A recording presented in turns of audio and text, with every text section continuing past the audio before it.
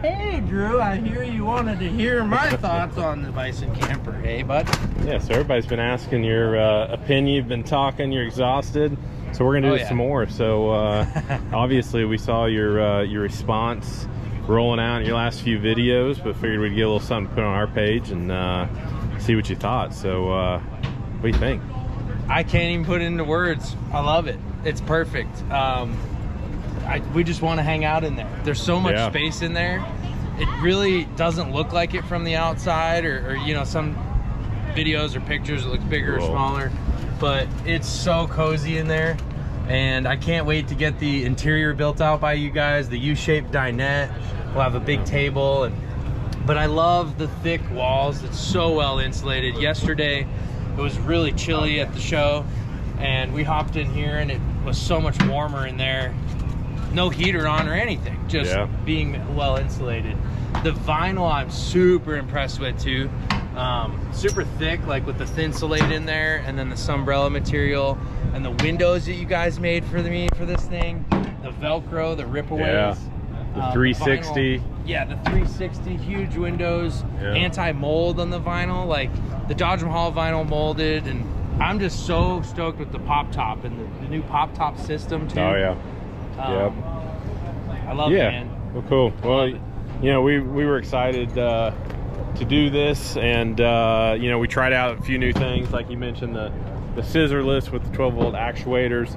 I think that's something we're going to explore making standard. It's a stronger, supports the roof better, and it just kind of ties everything together. So it's just probably the best way to do it, something like that. So we're excited about getting the interior going for you, and I know you've got some other stuff like on the outside, doing like a back bumper, some storage boxes on the sides. Yeah, so Kevin's gonna build some storage boxes and a bumper, but this back window, this huge turn Overland window, like this makes the whole thing. I mean, it's so awesome to have that big view. Hi, honey. Yep. And then the turn cargo hatch too. Like, it's gonna be kind of your desk, huh? Yeah, I'm totally gonna hop out on the trail, make sandwiches here, and just do all sorts of stuff right here. But yeah, it's so solid. Like, I can't get over how strong this thing looks. And we'll figure out, you know, by mobbing it down these trails, and I don't see it flinching.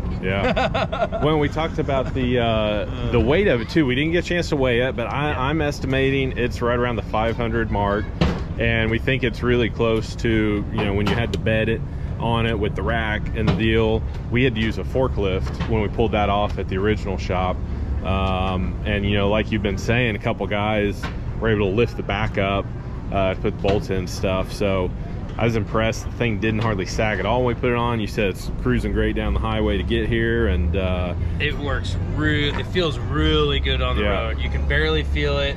I mean, I've had, between the bed, the rooftop tent, the rack, the awning, all the stuff in that bed, 650, 700 pounds, probably more between that bed.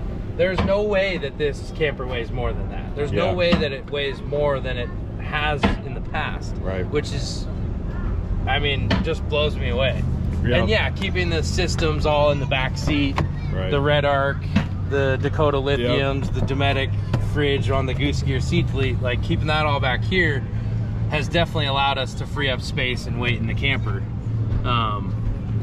But yeah, like from the electrical to, you know, Jake with the electrical and the interior, and Dustin being here. I love the way all we ran the wiring, Jake ran the wiring through the camper. It's a great idea, because that's a lot of wiring and cords to go through. Tons, and it's really pretty short. Like, it runs right there.